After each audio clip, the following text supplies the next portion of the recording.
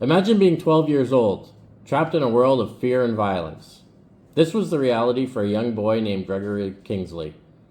His parents weren't just neglectful, they were actively abusive, subjecting him to relentless physical and emotional torture.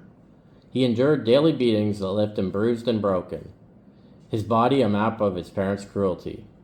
Worse were the psychological scars, the constant threats of abandonment, the emotional manipulation that convinced him the abuse was his fault. He lived in constant dread, a child denied the most basic safety and affection, his childhood stolen in the shadows of his own home. Let's take a look at the case and the decision that happened on this day, September 25th, back in 1992.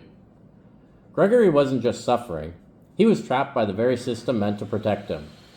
In the eyes of the law at the time, children were seen as property of their parents. The concept of a child seeking to escape that bond through the divorce was unheard of and almost unthinkable. Centuries of legal tradition held that the parents' rights were absolute, a bedrock principle.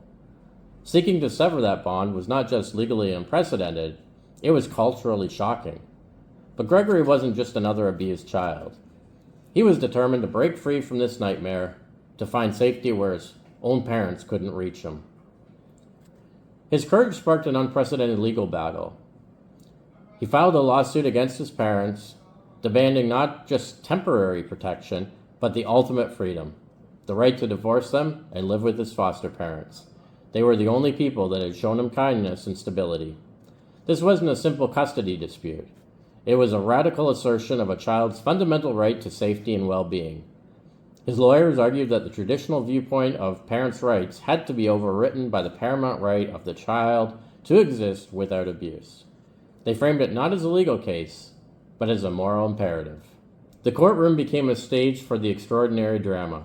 Gregory, just 12, had to testify about the horrors he endured, the specific beatings, the terrifying threats, the utter lack of love. His foster parents testified to his transformation under their care, to the quiet hope he showed when finally free from his parents' grip. They described his tentative smile returning, his ability to sleep without fear, the slow rebuilding of trust. His lawyers argued passionately that the continued presence of his parents posed a direct, imminent threat to his life and mental health. They argued the traditional view of parents' rights had to be overridden by the paramount right of the child to exist without abuse. They cited psychological studies showing the irreversible damage of prolonged abuse on a child's development. Gregory's parents predictably fought back. They claimed the allegations were exaggerated, that their parenting was within bounds, and that the child couldn't understand the gravity of divorce.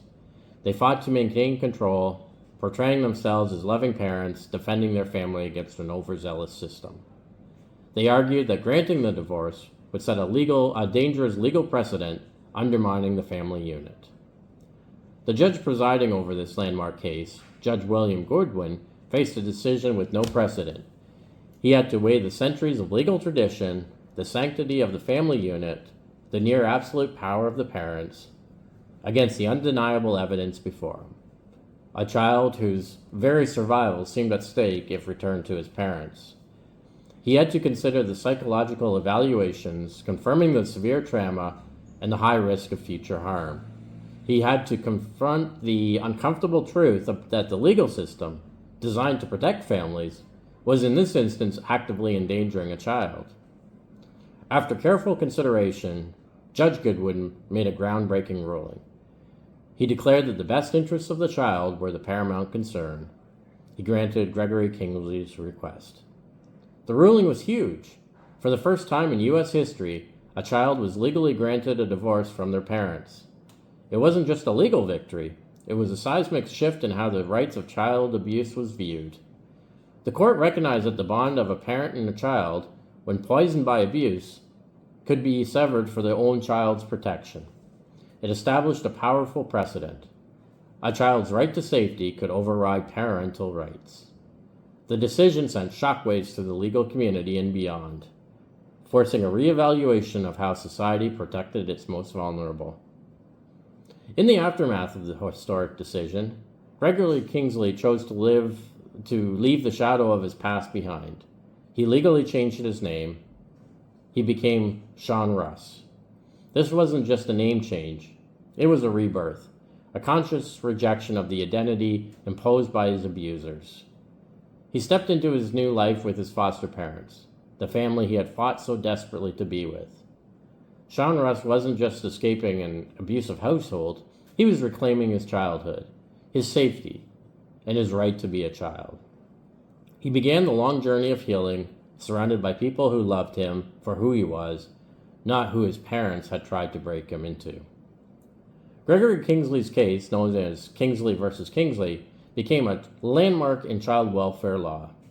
It forced the legal system to confront the harsh realities that parental rights must never supersede a child's right to be free from harm.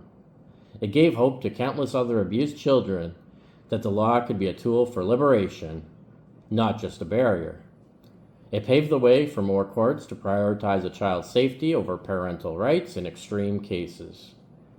Sean Russ's fight for freedom, at the age of 12, stands as a powerful testament to the resilience of the human spirit.